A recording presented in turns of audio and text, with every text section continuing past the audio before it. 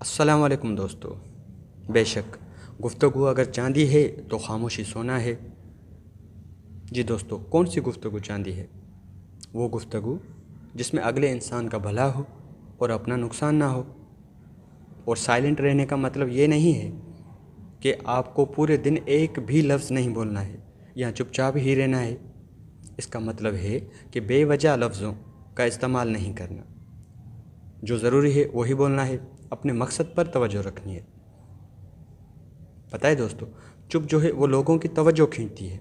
بات چیت کے دوران آپ اچانک چپ ہو جاتے ہیں اور سامنے والے انسان کو جواب نہیں دیتے ہو تو یہ خاموشی دوسرے انسان کو یہ سوچنے پر مجبور کر دیتی ہے کہ آخر آپ کیا سوچ رہے ہیں، اور خاموشی آپ کا یقین بڑھانے میں مدد کرتی ہے۔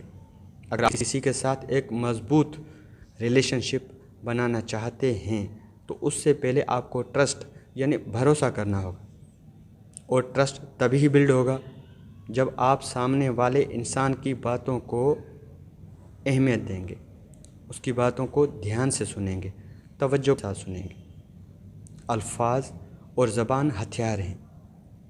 کسی آزمائش کے دوران صحیح وقت پر صحیح الفاظ کے استعمال سے آپ اس آزمائش سے بچ سکتے ہیں، کیونکہ بنا سوچ سمجھ کر بولے گئے الفاظ انسان کی مصیبت کو بڑھا سکتے ہیں۔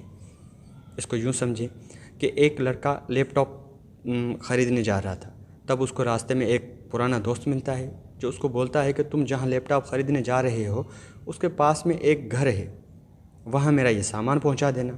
وہ اپنے دوست کو انکار نہیں کرتا اور اس کا سامان لے لیتا ہے۔ جہاں یہ سامان پہنچانا تھا وہ گھر اس دکان سے کافی دور تھا۔ اس کا بہت سارا وقت برباد ہو گیا۔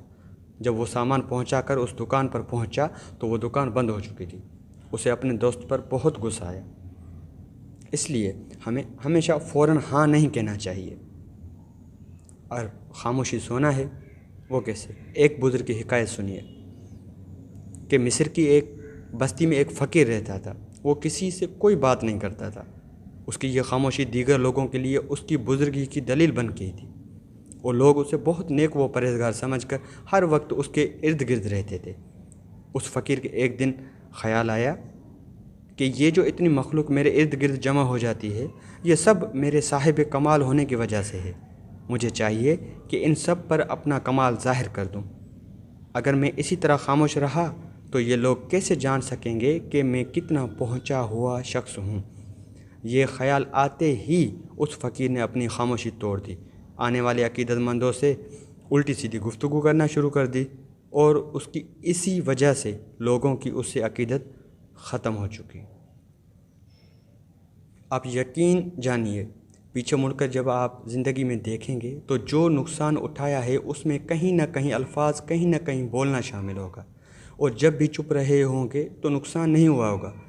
کسی پر غصہ آ جائے تو چپ ہو جائیں، کسی پر تنقید کرنے کا دل چاہے تو چپ ہو جائیں۔ اس پر کافی کتابیں بھی لکھی ہوئی ہیں۔ اس دنیا میں جہاں ہر شخص بول رہا ہے، چپ رہنے والے بہت فائدے میں ہیں۔ حقیقت جب آپ بول رہے ہوتے ہیں تو سب سے زیادہ نقصان اس کا یہ ہوتا ہے کہ آپ سن نہیں پاتے۔ چپ رہ کر آپ بہت کچھ سیکھ سکتے ہیں۔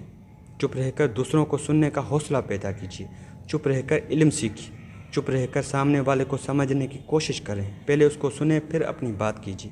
کبھی امید ہے کہ آپ اپنے مقصد میں کامیاب ہو جائیں، تو کوشش کریں جتنی حاجت ہے اتنا بولیں۔ شکریہ۔